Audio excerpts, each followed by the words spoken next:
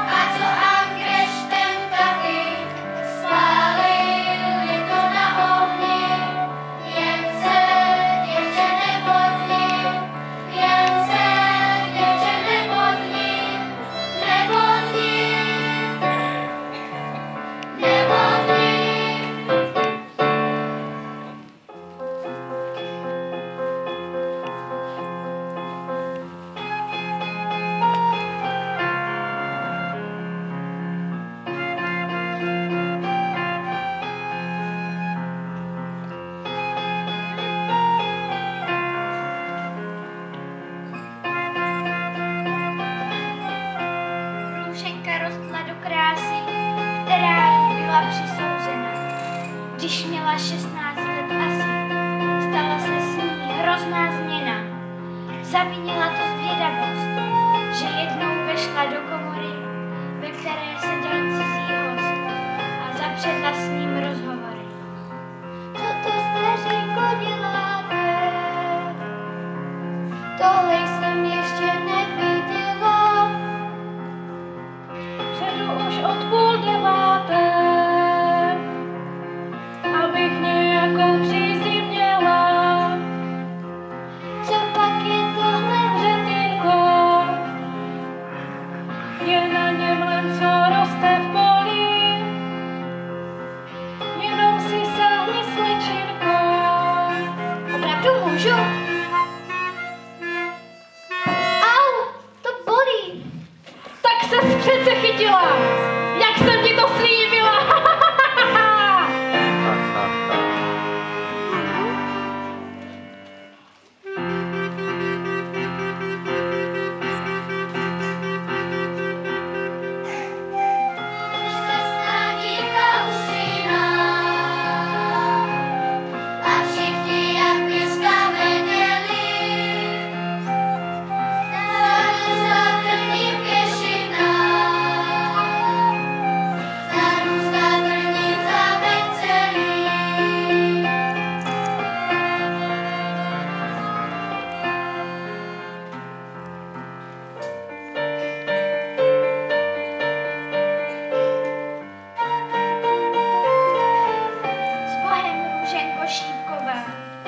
Zabál tě čas a nikdo není, kdo ostrý myci vyková a dá ti spásné políbení.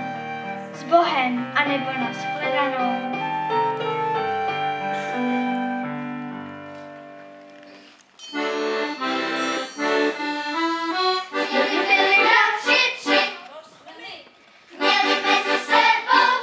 To jsme my.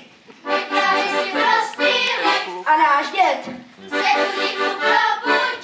Za 100 let.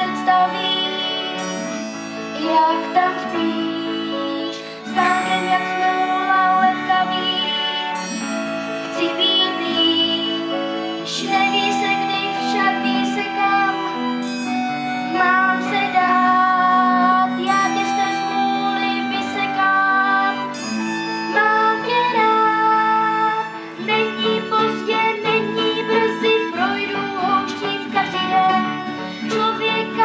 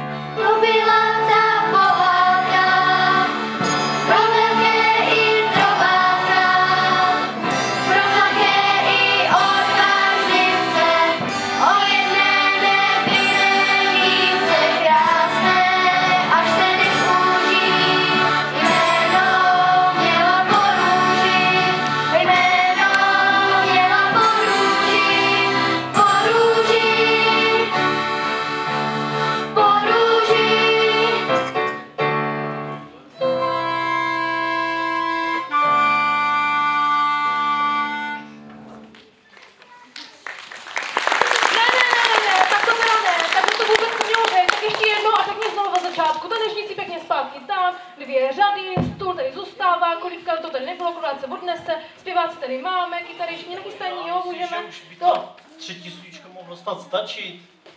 Já si taky myslím. A pokud si to chcete ještě jednou zopakovat, tak můžete zítra na koncertě v Zastávce, ale dnes už ne. Ale zde to nepovím.